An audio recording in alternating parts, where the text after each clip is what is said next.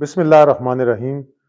मैं हूं असफ खान। तमाम देखने सुनने वालों को मेरा सलाम। काफ़ी अरसा बाद आपके साथ वीलॉग जो है वो शेयर कर रहे हैं, और स्पेशली चूंकि पाकिस्तान की जो सियासी सूरत हाल है उसमें जो इलेक्शन के बाद जो गर्मा गर्मी है, हुकूमत कौन बनाने जा रहा है, क्योंकि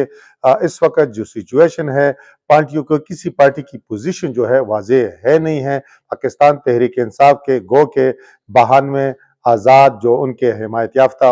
वो मैदान में मौजूद हैं। मुस्लिम लीग नून के जो अरकान कौमी असम्बली है उनकी तादाद जो है 75-76 को पहुंच चुकी है। पाकिस्तान पीपल पार्टी के जो MNAs उनकी तादाद 54 है। 17 MQM ने हैरत अंगेज तौर पर सीटें ली हैं। लेकिन शुरुआत हम करेंगे कि मुस्लिम लीग नून ने मियां नवाज शरीफ को वजारत उज़्मा की दौड़ से क्यों बाहर किया, क्यों नवाज शरीफ जो है वजीर आज़म मौजूदा सिचुएशन में बनने की ख्वाहिश नहीं रखते। इसके अलावा मानसेरा का NA-15 जो सबसे ज्यादा हम जिस पर आज फोकस करेंगे, NA-15 जहां से मियां नवाज शरीफ ने इलेक्शन लड़ा था और वो भारी मार्जिन से ये नशिस्त हारे हैं। और शहजादा गस्तासब के मुकाबले में जो कि PTI के हिमायत याफ्ता उम्मीदवार थे, और ये भी दिलचस्प बात है कि इलेक्शन से कबल ही वो PTI उन्होंने दोबारा ज्वाइन की, बल्कि बाज़ाब्ता शायद ज्वाइन भी नहीं की।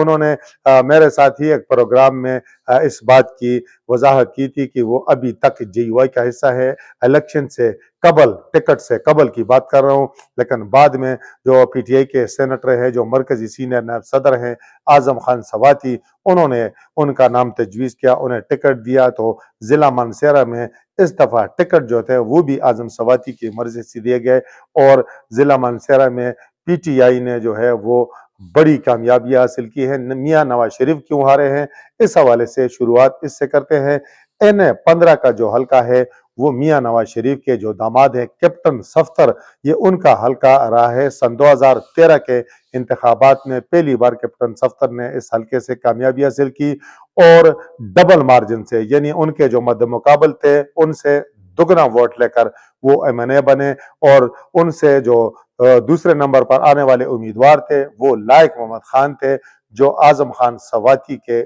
छोटे भाई हैं, जो इन्होंने ये इलेक्शन जो है वो तुरकर से आज़ाद हैसियत में जीता है, वहां से वो MPA बने हैं। सन 2018 के आम इंतखाबात में लायक मोहम्मद खान ने तुरकर से MP के टिकट पर कामयाबी हासिल की थी। तो आपको बताएं कि ये कैप्टन सफ्तर का हल्का इंतखाब रहा है, और इस हल्के पर उनकी मजबूत गिरफ्त का अंदाजा इस बात से लगाया जा सकता है कि कैप्टन सफ्तर जब असीर थे, जब जेल में थे सन 2018 के आम इंतखाबात के मौका पर, तो उनकी गैर मौजूदगी में उनके भाई डॉक्टर सिजाद आवान को लोगों ने बिन दे के, उन्होंने बगैर कैंपेन चलाए इस हल्के पर कामयाबी हासिल की थी, और काफी मार्जिन से वो MNA बने थे। इन इंतखाबात में क्या वजह बनी कि नवाज शरीफ जो है हार गए कैप्टन सफ्तर, और कैप्टन सफ्तर ने, इसमें कोई शक नहीं है, बहुत सारे लोगों को शायद मेरी बात से इत्तेफाक होगा कि कैप्टन सफ्तर ने इस हल्के में अरबों रुपए के काम किए हैं। उगी सुई गैस प्रोजेक्ट है,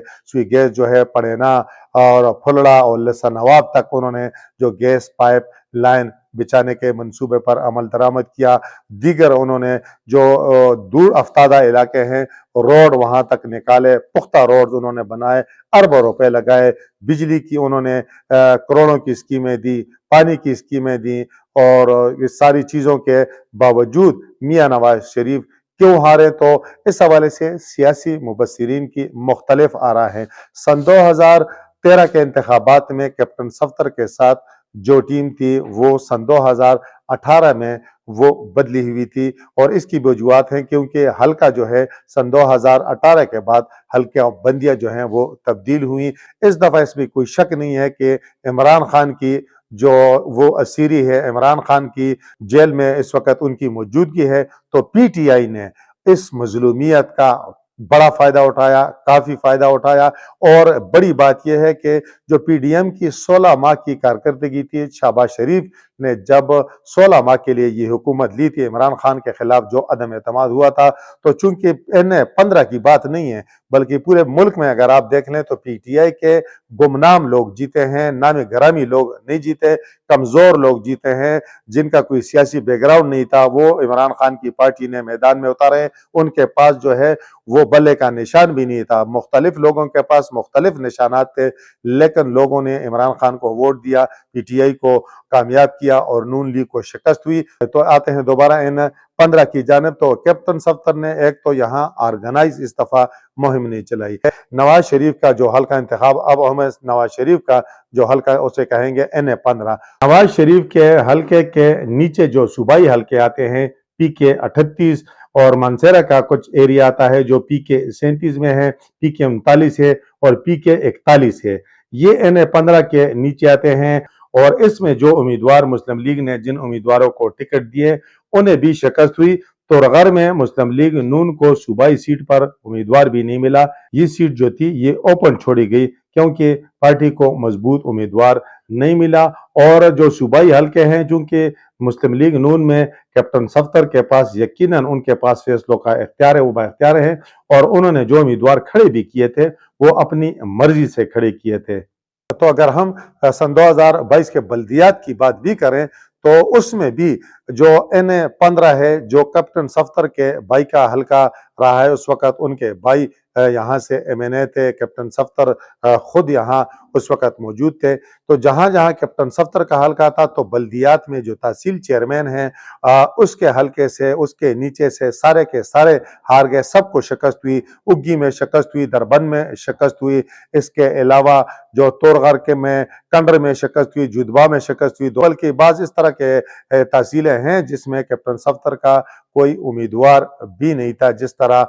دوڑ میرا ہے وہاں مسلم لیگ نون کا امیدوار نہیں تھا۔ اور جہاں N14 ہے جو سردار یوسف کا حلقہ ہے تو اس میں بفا تھا، مانسہرہ کچھ کیپٹن صفدر کے حلقے کا ایریا تھا اور کچھ جو ہے وہ سردار یوسف کا تھا، وہاں پر بھی مسلم لیگ نے کامیابی حاصل کی، بفا کا تحصیل چیئرمین جو ہے وہ بھی مسلم لیگ نون کا بنا، بالاکوٹ کا بھی بنا، واضح مارجن سے یہ جیتنے میں کامیاب ہوئے۔ تو دیکھنے کی بات یہ ہے کہ کیپٹن صفدر جن امیدواروں کو نامزد کرتے ہیں کیوں ہار جاتے ہیں، اور جو سردار یوسف جن کو نامزد کرتے ہیں ان کی جیت کا تناسب کیوں زیادہ ہے۔ ان انتخابات میں بھی دیکھیں تو سردار یوسف جو ہے جو مسلم لیگ نون کے مرکزی رہنما ہیں، مرکزی نائب صدر بھی ہیں، وہ کوئی 12,000 کی لیڈ سے اپنی نشست جیتنے میں کامیاب ہوئے ہیں۔ N14 مانسہرہ میں قومی اسمبلی کے 2 ہی حلقے ہیں، N14 N15، لیکن اور ان کا جو فرزند ہے وہ بھی پی کے 40 سے الیکشن جیت چکا ہے، کانٹے دار مقابلے کے بعد وہ یہ نشست جیتنے میں کامیاب ہوئے ہیں،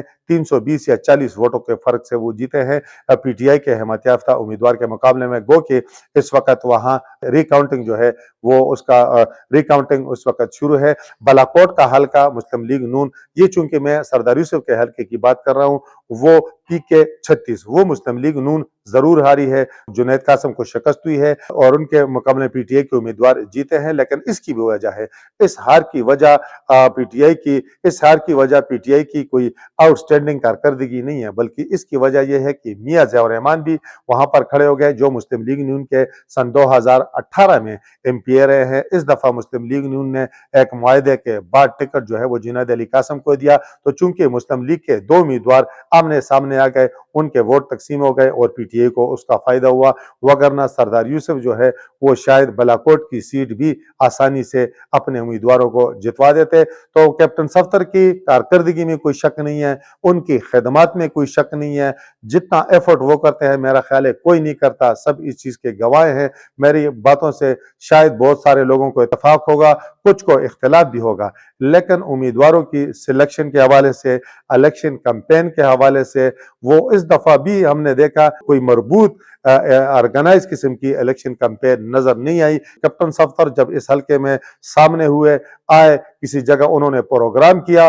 تو ہر طرف ان کے ساتھ وہ اس کے ساتھی دوڑتے رہے. لیکن کیپٹن صفدر جب واپس ہوئے تو ان کی ٹیم کے جو لوگ تھے تو انہوں نے اس طرح آرگنائز مہم نہیں چلائی. ان کے پاس اس طرح کی مزید کوئی شخصیات نہیں تھی جو حلقے کو سنبھالتے, مہم چلاتے. اس کے مقابلے میں پی ٹی آئی ورکر جو ہے انہوں نے جوش جذبے کا مظاہرہ کیا. حالانکہ ان کے پاس امیدوار جو ہے شہزادہ گستاصب, یہ ان کی پہلی دفعہ قومی اسمبلی کی سیٹ پر جیت ہے, وہ بھی اس حلقے کے نہیں ہیں. وہ جو ہے NA-14 کے رہائشی ہیں, لیکن انہوں نے NA-15 سے الیکشن لڑا, اعظم خان سواتی کی مشاورت پر لڑا, لیکن ان کے پاس ٹیم بہترین تھی. ان کے جو ورکر تھے وہ دن رات انہوں نے یہ پرواہ نہیں کی شہزادہ گستاصب حلقے میں آ رہا ہے نہیں آ رہا,